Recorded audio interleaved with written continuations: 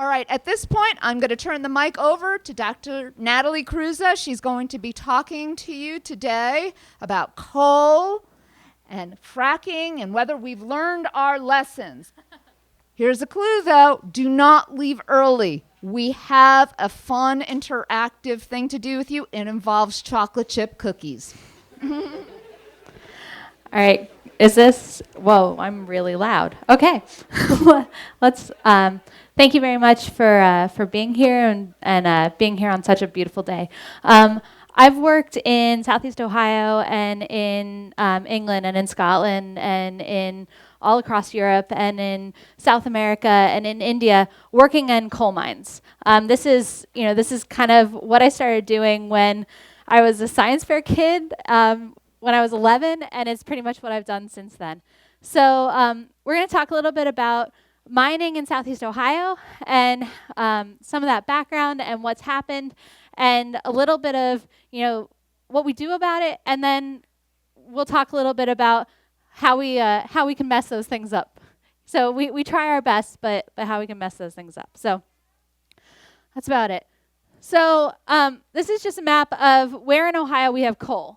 Now, incidentally, so people over here who can't see it, it's Appalachian, Ohio. Right, so the coal-bearing region of Ohio is this Appalachian region of Ohio, which is also areas where we tend to have very poor people. We tend to have fewer services, but it's also now where the Utica and Marcellus Shale also underlie Ohio. So this is an area with intense history of resource extraction, and now is a continued area of resource extraction. So a lot of the communities around this area grew up around coal. This is in the Gloucester area. These were boom towns. When coal was really booming in this area, Nelsonville was the center. Right? Nelsonville was the booming city in this area. Athens was just a dot on the map where this little university happened to be, because coal was king. Coal was what this region was all about.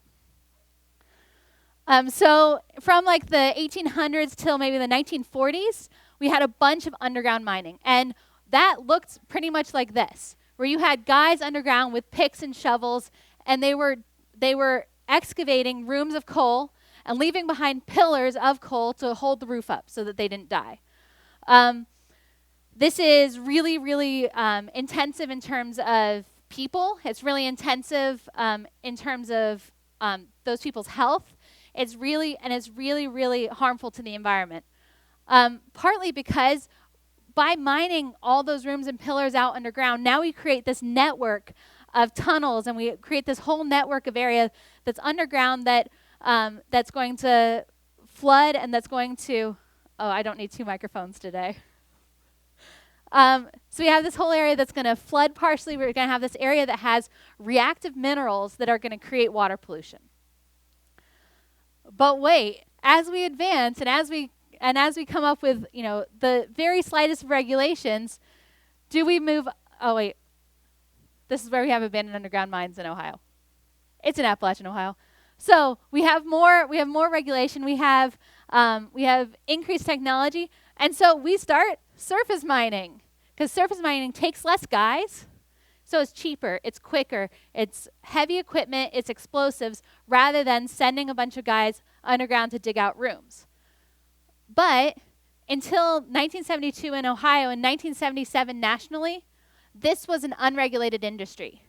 So sites like this, where we just have this enormous moonscape, acres and acres and acres of abandoned mine land, were just left, and it was not against the law, right? So you have this major extractive industry that legally could mine and leave. So in Ohio, we have about 200,000 acres of abandoned surface mines and about 500,000 acres of abandoned underground mines. And these are all kind of scattered and littered through this Appalachian region of Ohio.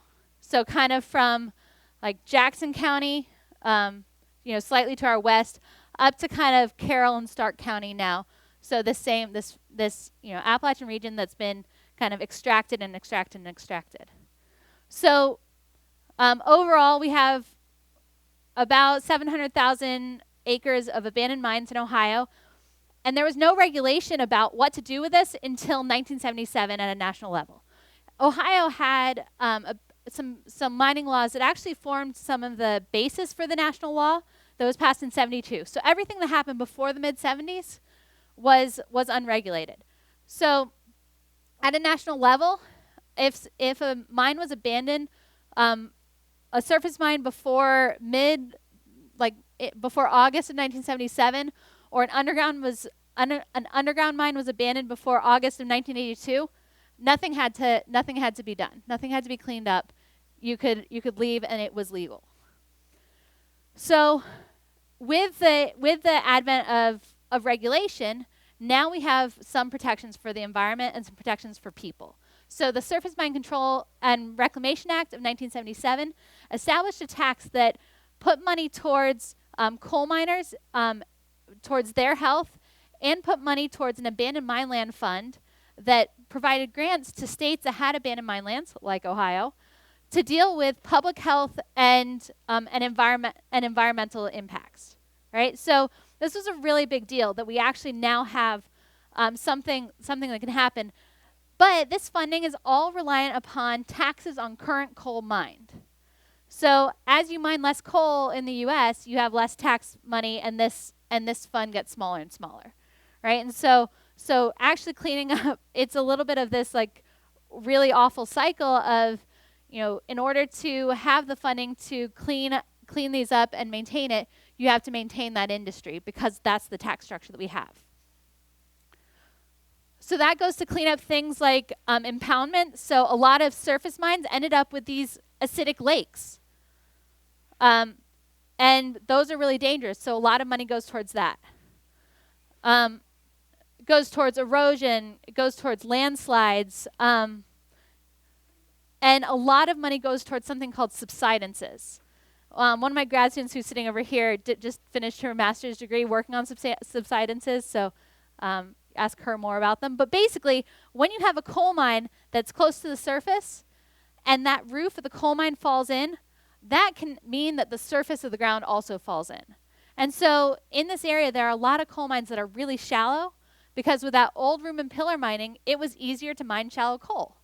And so we have a lot of surface subsidences, and so a lot of money goes towards that. And this is all money that is going to protect public health and safety, and that's really important, but it all comes out of that same pot that we use for environmental protection as well, right? So we have to kind of think about the many, many things that are drawing on that money.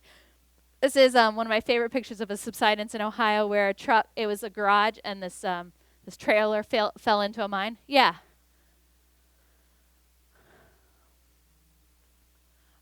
So for usually mines that... Sorry, so he asked how deep a mine that you see subsidences on the surface like that might be. So actually to get a good hole in the surface, less than 30 feet.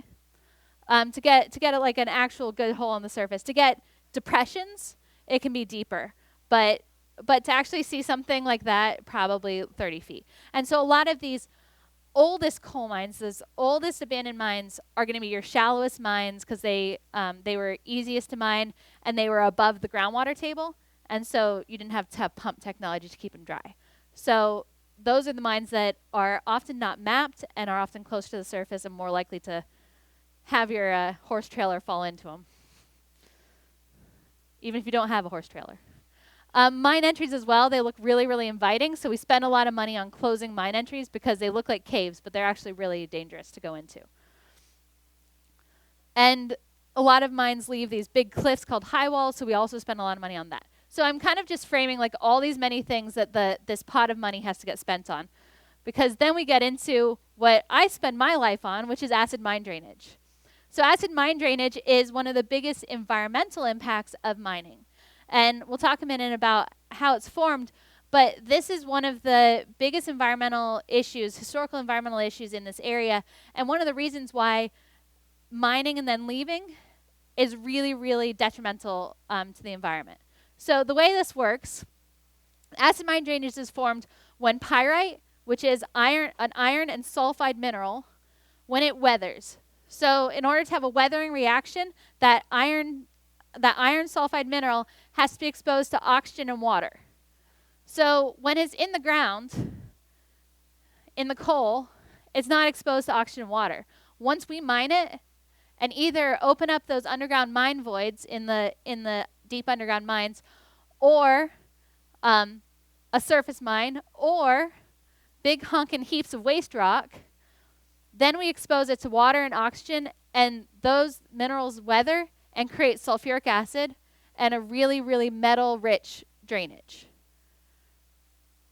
So things that we see really frequently, besides a whole lot of acid, are really high levels of iron and aluminum and other metals. And so that can have major impacts to the aquatic biology. In some places, you can end up dissolving other ecotoxic metals that can be toxic to not only the aquatic life but also to humans. In Southeast Ohio, that's not really the issue. Like, I wouldn't recommend you go out and drink AMD, but it's probably not going to hurt you, but it will kill off all the aquatic life. But in some places in the world, that's not the case. But don't go drink AMD. So essentially what we have in a lot of these sites are exposed acid-forming materials. So people who can actually see the screen, you can see kind of this rusty material up on this big pile of waste rock. And that material is essentially weathering to rust. So you start out with acid-forming material, add water and oxygen, and you end up with a really low pH, lots of acidity, lots of iron, lots of aluminum. It's nasty stuff. So really acidic. Usually in our streams we see pHs of like 2.5 to maybe 4.5, and not very much can live in that. You're talking about kind of living in pop and vinegar. So we see a lot of different colors of acid mine drainage. If you see a stream running white near a mine, it's probably a lot of aluminum. So we have this one is up near New Straitsville and Shawnee, and it's milky white because there's so much aluminum coming out of that mine. But mostly what we see are these bright red rusty rivers. That is basically, it's just iron. It is rust. It's iron oxide or iron hydroxide. And so we really are seeing rusty rivers. So like this, nice rusty river, right? Or this. You're talking about these bright orange, really, really thick iron sludge on the bottom of all these things, places that really are not hospitable to life. All right, so that's our frame. Oh, this one's white. That's aluminum. The other thing, so we hear a lot about mountaintop removal in West Virginia and Kentucky. We didn't really have mountaintop removal in Southeast Ohio, but what we did have were valley fills, where when you're mining and you're not regulatorily required to do anything with your waste, the easiest thing to do is fill up a valley with it. But what you end up with is this waste rock that has lots and lots and lots of sulfur in it, and now is like coffee in a coffee filter. And so this valley is just completely full of this really reactive high sulfur mineral, and as water percolates down through it, we end up with a pH of 1 or 2 coming out the bottom with lots and lots of metals. So we have these sites that are really, really difficult to treat, really difficult to deal with, that are creating a huge amount of pollution. So this is kind of at the same site, but just piles of waste rock with water running through them. So we know this waste rock combined with water and oxygen, it's bad news. And that's what these mines look like. So just moonscapes across Southeast Ohio. This is mostly in Raccoon Creek, where I'm showing photos. So what do we do about it? There's like a little bit of glimmer of hope, right? So part of the money from the Abandoned Mineland Fund that doesn't go to health and safety goes to cleaning this up. So far in Southeast Ohio, there's been about $25 million spent since about 2000 on cleaning up abandoned coal mines. That has in turn allowed about 46 miles of stream to return to the biological quality that should be there, right? So what we'd like to see in those streams, we've gotten 46 miles back for $25 million and about 15 years of effort. So this is very, very slow metered progress, right? It's not a quick fix. It's not an easy fix. But what we try to do, we do in three stages, right? So ideally, we do something called reclamation and source control. Yeah.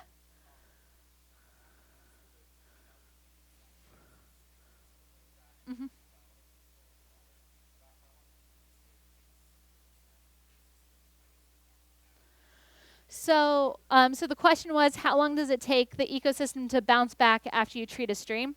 And the question is, or the answer is, we don't really know. But I'll talk in a minute about a really awful situation where we had a stream that was good biological quality because we were treating it, and then the treatment system failed, and so we killed off the creek, and we could watch it come back. So the easy answer is on the order of a few years, but the hard answer is that we don't really know. We got this one and then that one. Yeah. Yeah. Yeah. Not that much. Oh, sorry. What percentage of the number of miles that are impacted was the 46 miles? So of the ones that we think we can get back, probably a quarter. In four target watersheds in Southeast Ohio. So that's not like the whole state. That's Sunday Creek, Monday Creek, Raccoon Creek, and Leading Creek. So just in those 4 watersheds, probably about a quarter of what we think we can get back. There's some that you'll never get back. Just because when, where these mines are coming out, there's so much metal, there's so much reactivity happening that even if you treat it right there, you're not going to get that part back. Yeah.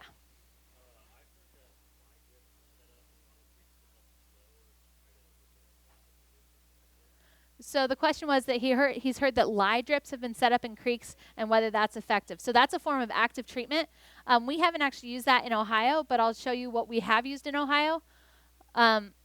So lye is a very basic material, and so if you mix it with an acid, you're going to buffer the acid. And when you buffer the acid, the metals precipitate out because they don't like to stay dissolved in a neutral water. And so those are effective, but if you're dripping it into the creek, then if you're dripping it into the creek, then you're precipitating all that metal into the creek, and there's a certain amount of that creek that you're never going to get back, right? But further downstream, you can see a big improvement, and that's what we've seen. Can the aluminum be reclaimed out of the water? That's a really, really great question. People have tried to do a lot of different metal recovery, but it's really hard to isolate and get a high enough quality like only the aluminum because so much iron wants to come out, and so you'll end up with an aluminum iron mix that's really hard to deal with. So there are people that are working on that, but usually people go for the iron instead of the aluminum because there's more of it, and it just it kind of dominates a lot of the chemical process. Yeah.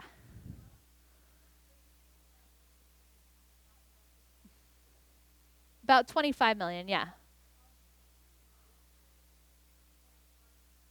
I'm going to show, it doesn't cost 10 million, but I'll show you pictures of that in a minute. So go ahead.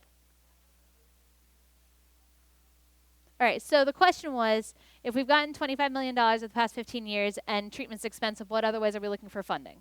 So the most of the treatment systems that we've actually put in, so I'm gonna go through a couple of slides as I answer this because it all fits together. So the most expensive projects that we've implemented are reclamation and source control. And what we do with reclamation and source control is try to limit the oxygen and water exposure to the sulfur-rich material. Those are the most expensive projects because we have to do a lot of earthwork, because we just have to move a whole lot of soil. Because you're regrading an area and you're capping it. So those projects usually cost in the range of $1 to $2 million, depending on the acreage. And so you end up starting with an area that looks like a moonscape and ending up with kind of a contoured field. But you're limiting the oxygen exposure of that material. So that's great. Our more expensive long-term cost is something called active treatment. And what we do here mostly is something called a doser, which is what the question referred to. So a doser is a big silo that holds lime that doses that lime out. So in Carbondale, this one actually cost about $200,000 to install, and it costs about $30,000 or $35,000 to fill it up every year or every other month. So it's a long-term cost, and if it fails, it's done. To treat some of the other cases where there's more severe or more drainage would cost much more.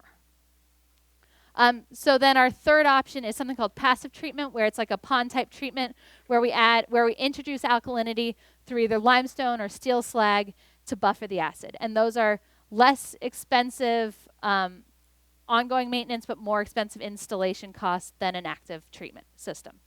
So our other funding sources, most of them are government. So from Office of Surface Mines, from the Abandoned Mine Land Program, through the Surface Mine Control and Reclamation Act, through the state's non-point source pollution grant funding option, but it's really difficult to actually find that funding. So sorry, that was a really long answer to, I don't know, sorry. I've got this one and then this one, I think. Yeah.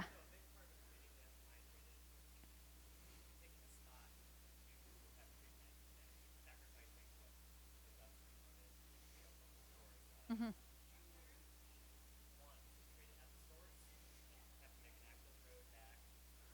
Mm-hmm.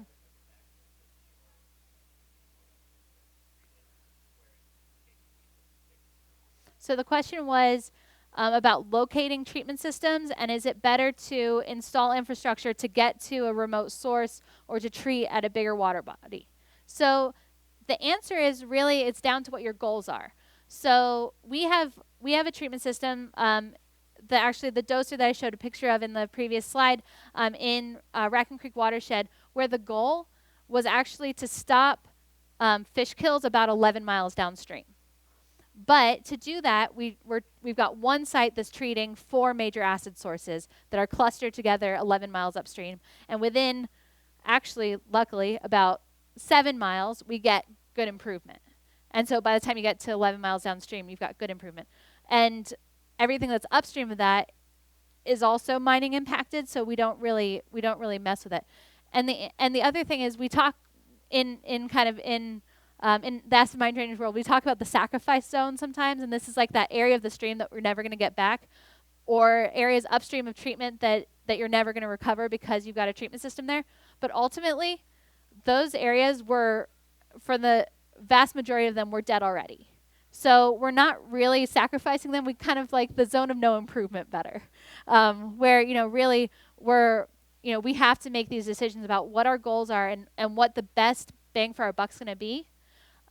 The other thing is that we have to make a lot of decisions, like some of the treatment systems in Monday and Sunday Creek have been really successful at recovering Sunday or Monday Creek, but those both flow into Hocking River, and they don't actually impact the Hocking River's water quality or its biology at all. So is that money going towards recovering Sunday and Monday Creek, or at least parts of them, when it doesn't impair the next water body? We have to ask questions about that. And my personal opinion is that there's value in that, but that might not be a universal thing.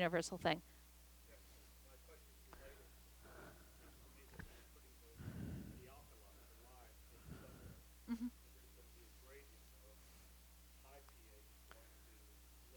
Mm-hmm.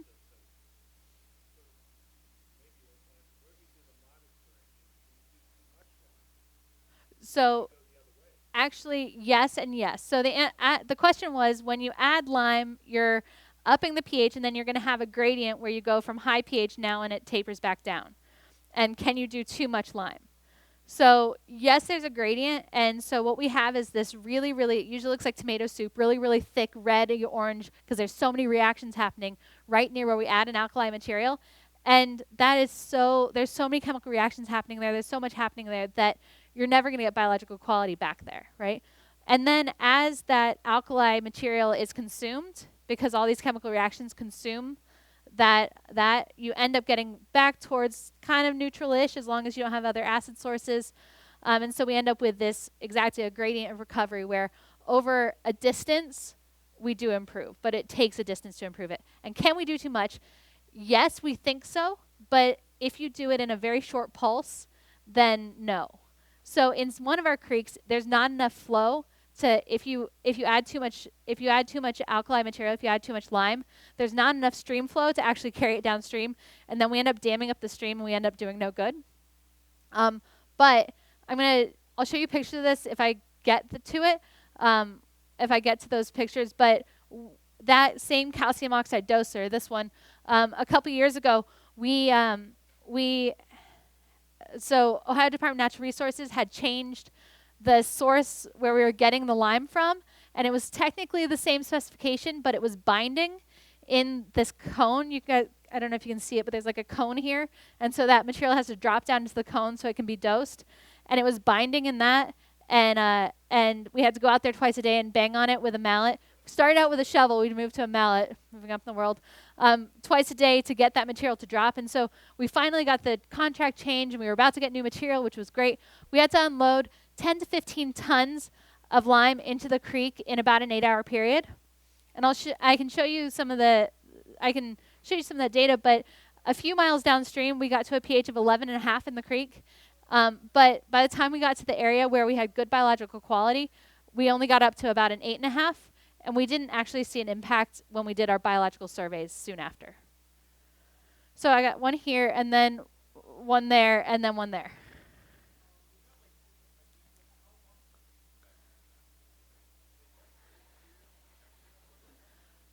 So the question is, how long are the effects of acid mine drainage? So we're treating it. We have to keep up these systems. We have to maintain the systems for them to actually work. So how long is the impairment?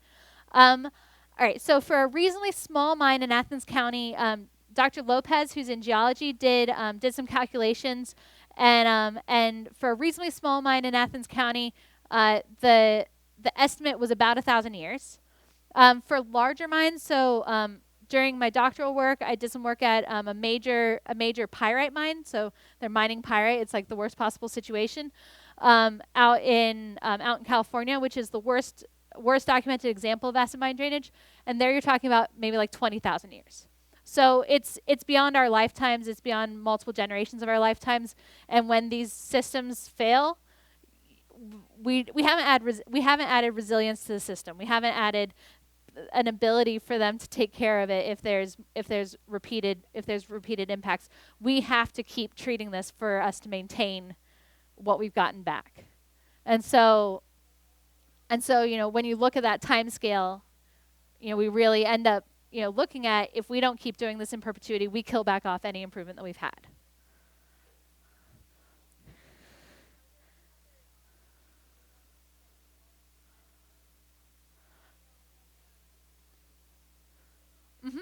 So the question is, are there any other methods besides these that that we know of? And for example, there are people working on micro-remediation using fungus. So the answer is, people have tried a lot of different things. The most reliable, the most kind of just down and dirty, is you add a base to an acid and you buffer it, and that's ultimately like most of what we do.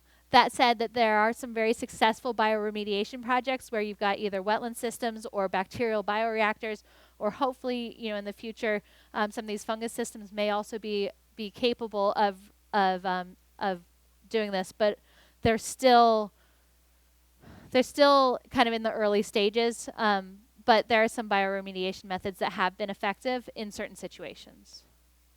Evan.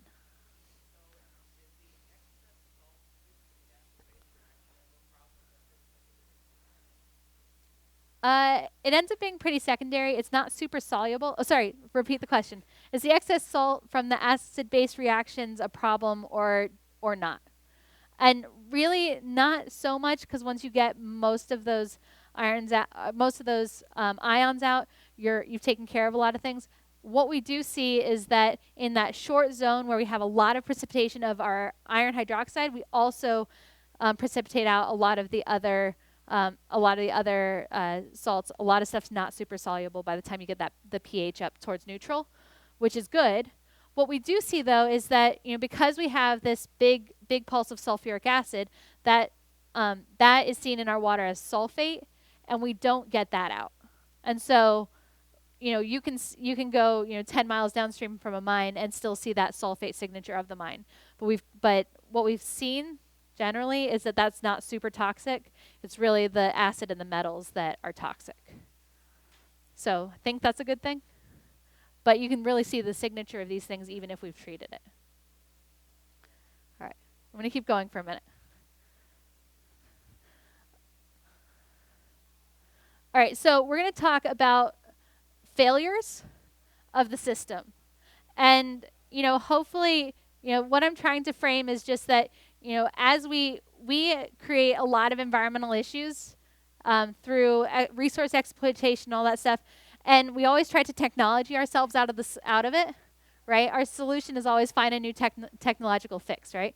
Well, we have some reasonably simple, reasonably reliable technology trying to fix this, and we still have major failures. So we're going to talk about this site called Carbondale. It's out in Athens County. It was the site of the Rice-Hocking mine, which closed in the 1920s, which was a 33-acre mine that was interconnected to about 1,000 acres more of mines. And so we have bad acid mine drainage coming out of the hill 24/7 every single day. And so it's one of the sites that we've spent the most time and most money treating because it's one of our worst point sources of acid mine drainage. So this picture, the mine opening was up on the hill here, and the acid mine drainage was coming out of the hill all the way across the floodplain, and they had to take snow plows down the county road to get the acid mine drainage, the iron sludge off of the road when it would flood over the road. So there was some negotiation because they had to keep scraping the road to actually get something done here. So this is one of the sites that we've got the most investment in. So downstream, it looked like tomato soup, lots and lots of iron. And so it's treated up in the headwaters. It's circled on this map way up here. We're over here in Athens, kind of in the middle of the county. I forget that I'm kind of short. All right, so the important thing is that this doser, which is a 70-ton silo that holds lime, is 11 miles upstream of Raccoon Creek. And we start seeing some biology 2.3 miles downstream. And we start seeing good biology about 7 miles downstream, which is awesome. So before showing data, it's bad. Before treatment, there was no biology. This is the minimum, and we were at the minimum. That's the important thing. We started treating, and great, we start getting biology back. Like we were at the minimum, and now we're like actually pushing up towards almost meeting our goals. It's great, right? Well, in 2010, in June, the person who orders the lime to fill the doser forgot. And we live in rural Southeast Ohio, so after about a week, he realized, oh crap. He had been in the field all week, saw it in his notebook, ordered the lime, but it takes about a week for it to get here. So for about 2 weeks, this silo was empty in June. So serendipitously, maybe, I don't know, we do all of our biological monitoring in like July and August. And we convinced everybody to still do it, even though we killed off the creek. So before this, we had good biological quality. We had 2 weeks of not treating. All right. Now, also that same year in June, this channel that's downstream of the doser had filled up with a whole lot of material, and they had taken a vacuum truck and sucked out all that material. So material that could have maybe buffered some acid was not there. So it was a straight shot from the mine to the creek, nothing there to buffer it. Kind of worst possible scenario. So after that year, basically we were back to pretreatment levels. So this is for fish. So the next 2 years, we were at pretreatment levels. The third year, we got back up to where we were before, which is awesome. So for fish, 3 years-ish in this stream, after 2 weeks of not treating it. For the bugs, we saw a similar thing, but after 1 year, they got back to where we expected. See? Got back. All right, so that's great. Yeah.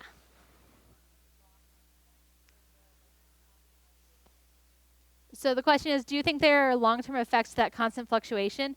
And our theory is yes. We think that, we don't see good biological quality until 7 miles downstream of this treatment system. We have a lot of questions about why it's 7 miles. Why can't we get improved water, even though the water quality is good within a few miles, why can't we get the fish and the bugs back to where we expect them to be further, closer to the treatment system? And one of our theories is these pulses of bad water. And that could be because of storms. That could be because of a lot of different reasons. And so that's a lot of the research that we're looking at now is what's keeping that from improving. So the good thing, though, is that the original goal of this treatment project, so the treatment project's up here, was to stop fish kills down here. We've gotten good biological quality in here, so we got 4 extra miles, 4 bonus miles, where we didn't expect recovery, but we've got it. And while 2 weeks of non-treatment did nail these, those 4 miles that were doing pretty well, those came back first, which is good. It's like your glimmer of hope. Right, so good news. But then, in 2014, I was saying, we had to unload 10 to 15 tons of lime straight into the creek because we had to switch out this material, right? And so now we have the same question of, okay, is this going to be the same thing where we have this pulse of really bad water, and are we going to kill everything off? So I'm going to show a graph again. So we monitored this. So this is the doser. We monitored at 3 locations, and I'll tell you what they are. So this is right downstream, about 1.5 miles downstream. And what we saw was that we had this yellow line is what you care about. Yellow line, great, great, great. And then we go through the roof, back down. It's conductivity. We would like to see it like below 1,000, and it hit like 3,000. Not great, but there's not much living there anyway, so great information, but who knows. This next one, this site, we have some fish and bugs. Not great ones, but some fish and bugs. And this one, you care about the green one. This is pH. We got to a pH of 11.5 in a stream. I've never seen a pH of 11.5 in a stream. But it's not all bad. Down here, in this one, where we actually have good biology, we saw almost no change. It's right here, and we can kind of barely see it in the signal. So where we have good biology, even though we dumped 15 tons of lime into the creek in an 8-hour period, we didn't kill it off. And so this is the green line, which is hard to see here, is after we unloaded it, and it doesn't like come out as any worse. So an 8-hour pulse of alkaline water doesn't kill off a creek as much as a 2-week pulse of acidic water. Yeah.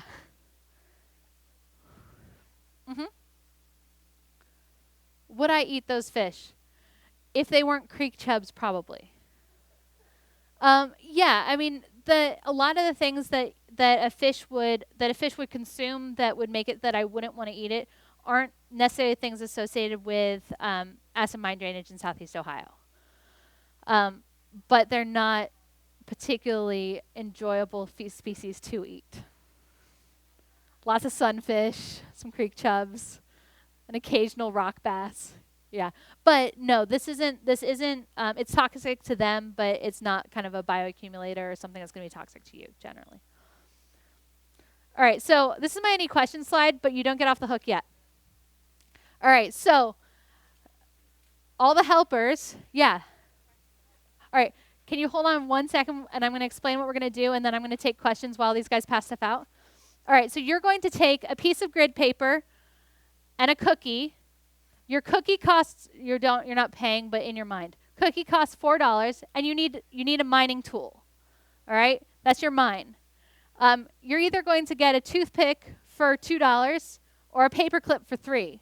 You're going to have 3 minutes to mine all the coal, aka chocolate chips, out of your mine, using only your tools, no hands. And then you're going to have 2 minutes to reclaim it back to where it originally was. And you're going to get charged for any poor reclamation jobs. So get as much coal out as you can, and then reclaim it as well as you can. But I'm going to take questions while these guys pass stuff out. Who we is.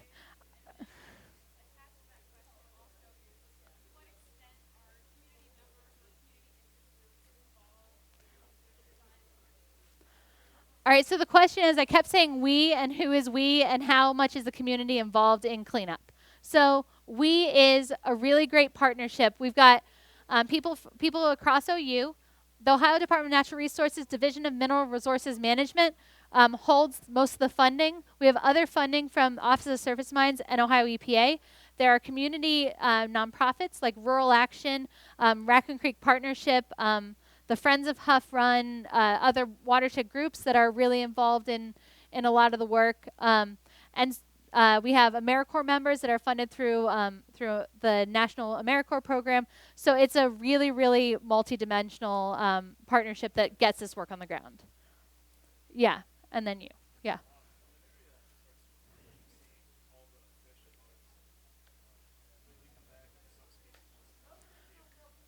So the question was, when we start seeing recovery, do you see all the fish and bugs come back or just some of them? And what we see first are species that are pollution tolerant. And so, a lot of things like green sunfish and creek chubs, we like to tell people that they could like live in your septic tank. They're very, very tolerant. Those are the things you're going to see come back first. And really, we know that we're making a difference, that we're really improving things when we see the less tolerant fish come back. And so that's kind of how, when we score things in terms of biological quality, really what we're looking at is, are we getting the intolerant species back? Are we getting those higher value species back? And that tells us then, whether we're developing a good ecosystem. You, and then you, and then you. Mm-hmm. All right, so I talked about buffering the water, but what about removing all the other things like metals? So when we buffer it and we raise the pH, those metals don't want to stay dissolved. And so they precipitate out. And so what we end up doing is by buffering it, we end up removing all those other things as well, but not sulfate. That just stays. Yeah. If you don't have a cookie, can you raise your hand? Got one in the corner. They'll learn. We got some more. Who did you and then you? You and then you and then you? Okay. Sorry, what were you going to say? Does anyone need a tool? We need tools up here. All right.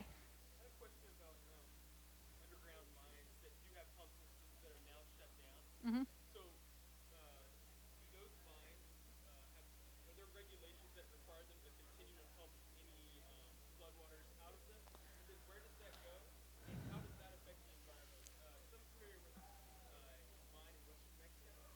Yeah.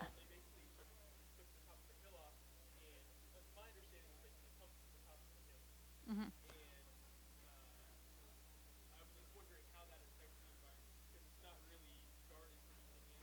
Mm-hmm.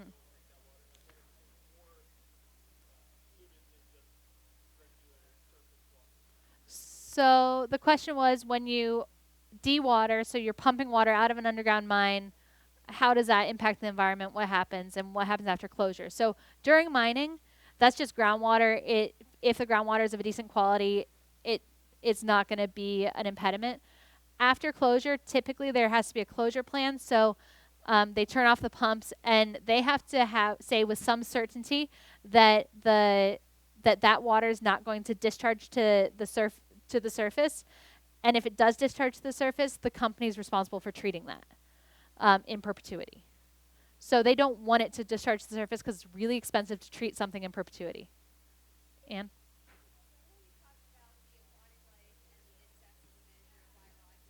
Mm-hmm. Mm-hmm.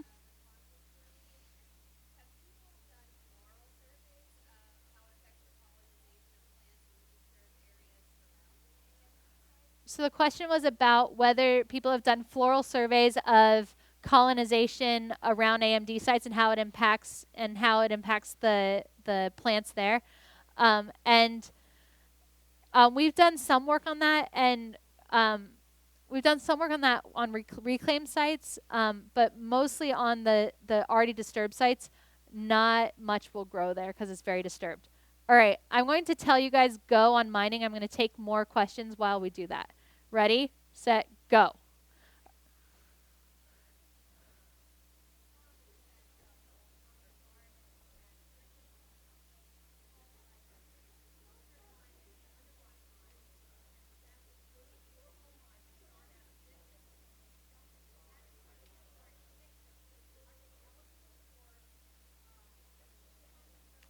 So the question was about whether these are eligible for Superfund funding, and if there's a responsible party and it's post regulations being implemented, then yeah, but there aren't that many mines that fall under that, and a lot of them were abandoned before the 70s. But more recent ones, yeah. But they also have to put up a bond, a cleanup bond, when they get their permit, which pays for part of cleanup. But usually the bonds are much less than cleanup. Yeah. I'm just checking their time.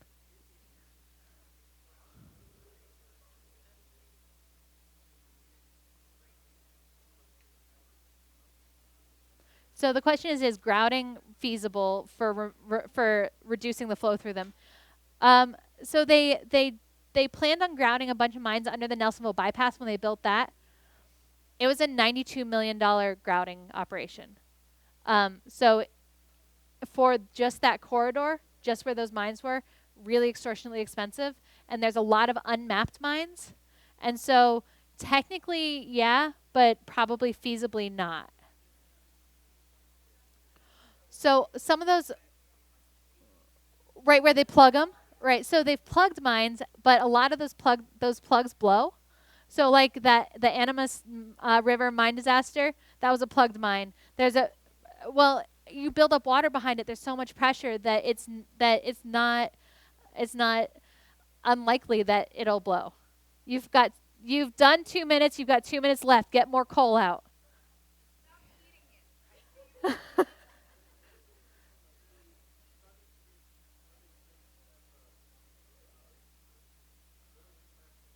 On the Hawking? Yeah, so the question was whether Sunday and Monday Creek have an impact on the Hawking.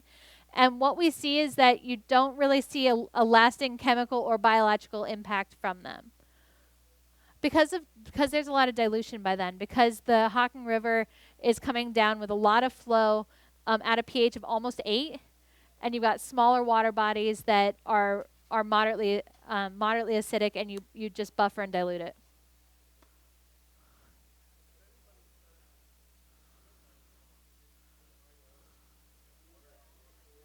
Uh-huh. So strip mine ponds and whether any of them have good water. Most of them don't have good water, but I don't know if anyone in strip mine ponds. Most of them, a lot of them that I've worked on have pretty bad water, but I don't know if anyone studied really that proportion. I don't know the answer, but the ones I've been around have had bad water.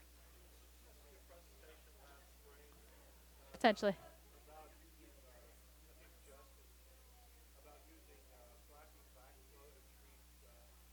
hmm Yeah, you have 1 minute left. So what we're actually doing, so the question was about co-treatment of acid mine drainage and hydraulic fracturing wastewater. And basically what we're doing is we're using hydraulic fracturing, or we're using acid mine drainage to try to remove barium and strontium from hydraulic fracturing wastewater, because tend to be those tend to be hazardous constituents that are hard to get rid of. And that it works, but it increases the volume of the waste a lot. So we're still working on that. All right, you got like 30 seconds.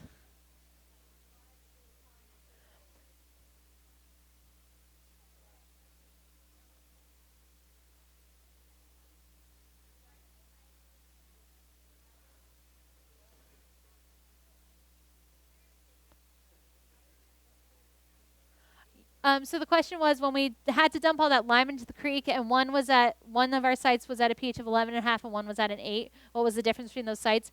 It was just distance from the doser. So one was 2.5 miles downstream, one was 7 miles downstream. So by the time we got further downstream, it wasn't as much of an impact. All right, stop mining. Count up your number of pieces of coal, and you get $2 for each piece of coal. Once you're done counting, so in about a minute or after I answer Ryan's question, you're going to have 2 minutes to reclaim your coal mine, and our current reclamation laws say that you must achieve approximate original contour of your original mine. So you have to make your cookie look like a cookie again.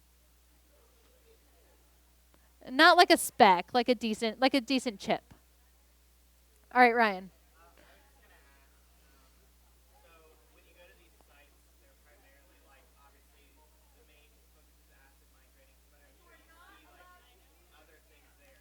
Yeah. No hands, no hands. Go ahead. So after acid mine drainage, what's the next biggest pollution problem that we see at these sites? Probably either kind of erosion sedimentation or illegal dumping of trash, because you got a lot of really rural sites, and those end up being pretty big deals. All right, are you ready to clean up your mine? Are you ready? Go. No hands, only tools. Go.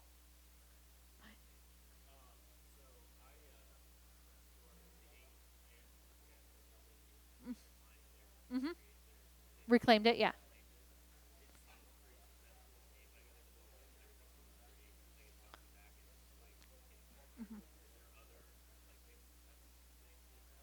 So the question was about, when you go to some of these reclaimed AEP lands, they seem to be bouncing back pretty well. And are there other success stories? And the answer is that a lot of these big surface mines where they've reclaimed the surface mine and regraded it and revegetated it, a lot of those are pretty successful.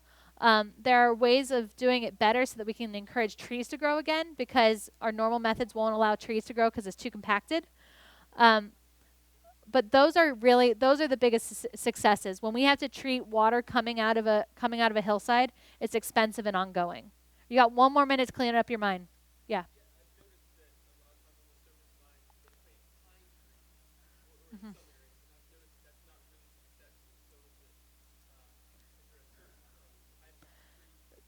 So it's not so the question was about what trees you can plant on a reclaimed mine site and how it's often pine trees. And pine trees often grow there because they're okay with acid and okay with really bad soil. But really it's more about how you take care of the reclaim the mine site rather than what you plant on it. So if you don't compact the earth, if you just dump it, then trees are more likely to grow. If you run a compactor over it, then you're only going to have a grassland. All right, you're done cleaning up. So you get charged $5 for each grid square that has mine outside of your mine. You got $2 for each of your chunk of coal, and you paid for your original mine tools and your mine. So calculate it up.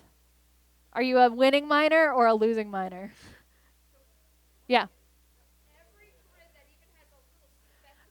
Not a little speck, because we're regulators, and but every speck that still has mining impacts, it's outside of your original land area, otherwise known as your cookie.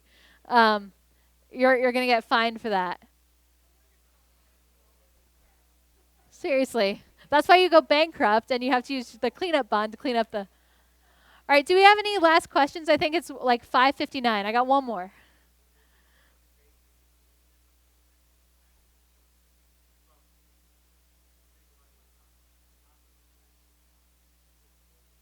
There's certainly that. So the question was, is the argument that with a lot of the impacts being in small streams, and not really impacting the next water body downstream, is it worth it? And that's it's a debate that people are having as the funding goes down. But ultimately, so much of the pollution that we see impacting our larger water bodies are cumulative effects of the land use and the impairments upstream. And so there's a big question of, right now, the way things are, no, we don't see like a blip in the Hocking River, but we're increasing the sediment load, we're increasing the metal load, we're increasing the sulfate load, we're doing all those things. And the question is, are we going to end up with a cumulative impact if we stop? Because if we stop this, what else do we stop? And so it's really a big question, but it is certainly a debate that people are having as the funding goes down. We do try to figure out what's going to happen, but it's like one of those really, really big questions that we could postulate a lot about. All right. I think we're out of time, but thank you guys so much for being here and listening to me.